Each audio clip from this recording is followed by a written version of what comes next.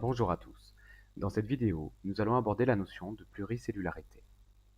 Après avoir visionné cette capsule, vous serez capable de définir la pluricellularité, identifier les avantages qu'elle apporte et lister les adaptations nécessaires à sa mise en place dans un organisme.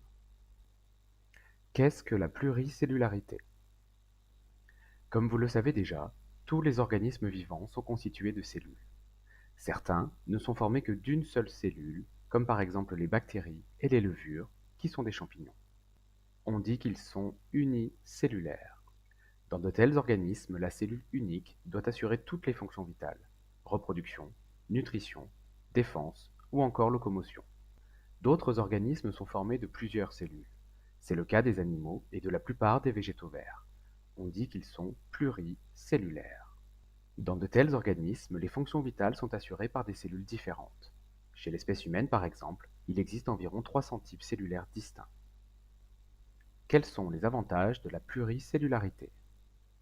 Les premiers êtres vivants pluricellulaires sont actuellement datés d'environ 2 milliards d'années. Selon l'environnement, cette association de cellules apporte différents avantages. Étant plus grand, un organisme pluricellulaire est protégé contre les prédateurs de plus petite taille. Il peut avoir des facilités d'accès aux ressources alimentaires et stocker des nutriments entre ses cellules ou dans des cellules spécialisées. Il peut améliorer sa mobilité ou encore créer un environnement interne protégé par une couche externe de cellules. Quelles sont les adaptations nécessaires chez les pluricellulaires pour que l'ensemble fonctionne correctement?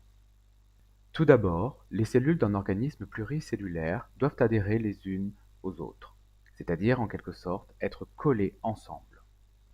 Pour cela, elles produisent différentes molécules permettant cette adhésion. L'ensemble de ces molécules d'adhérence est appelé matrice extracellulaire. Chez les végétaux, la matrice est appelée paroi végétale.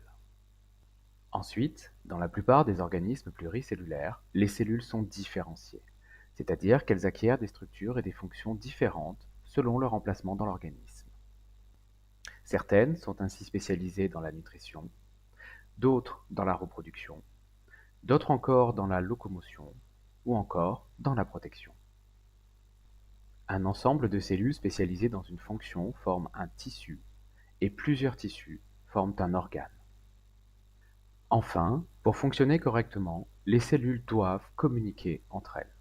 Cela peut se faire de plusieurs façons, soit grâce à des ponts cellulaires entre cellules voisines, soit grâce à des molécules de communication circulant dans l'organisme comme les hormones, soit enfin grâce à des cellules différenciées spécialisées dans la communication comme les neurones des animaux.